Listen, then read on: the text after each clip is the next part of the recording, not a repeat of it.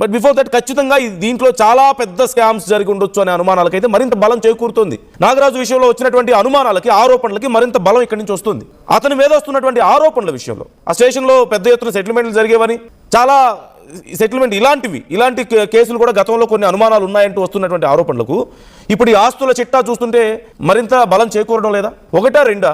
ఒంగోలులో ఒక హ్యాచరీ ఉంది, విజయవాడ మద్యం సిండికేట్ లో బావు పేరు మీద వాటా ఉంది, ఏలూరులో ఆస్తులు ఉన్నాయి, సొంత గ్రామం చెయ్యర్లో 25 ఎకరాల పొలం ఉందంట, బుట్టపాలెంలో 10 ఎకరాల భూమి, అలాగే నేదునూరులో 12 ఎకరాల విస్తీర్ణంలో రొయ్యల చెరువులు, భీమవరంలో రొయ్యల ఎక్స్పోర్ట్ కంపెనీ, అలాగే మైపాల చెరువు గ్రామంలో 10 కోట్ల విలువైన రొయ్యల మేత కంపెనీ, సొంత గ్రామం చెయ్యర్లో మరొక 3 కోట్ల విలువైన భవనం, అమలాపురం గారపాటి వీధిలో 4 కోట్ల విలువైన భవనం, కోనసీమ జిల్లాలో అమలాపురంలో ఈ తోరం రాము పేరున ఇంకా చాలా పెద్ద ఎత్తున ఆస్తులు ఉన్నాయంటున్నారు. ఎంత తక్కువ వేసుకున్న సుమారుగా 150 కోట్ల నుంచి 200 కోట్ల రూపాయల ఆస్తులు, ఎంత తక్కువ వేసుకున్న సుమారుగా 150 కోట్ల నుంచి 200 కోట్ల రూపాయల ఆస్తి ఇక్కడ మనకు కనపడుతుంది. ఒకప్పుడు ఏమీ లేని వాళ్ళకి అండ్ ఒక 70,000, 60,000, 70,000 శాలరీ తీసుకునే వాళ్ళకి ఇన్ని కోట్ల ఆస్తులు ఎక్కడి నుంచి వచ్చాయి ఈ కొద్ది సమయంలో?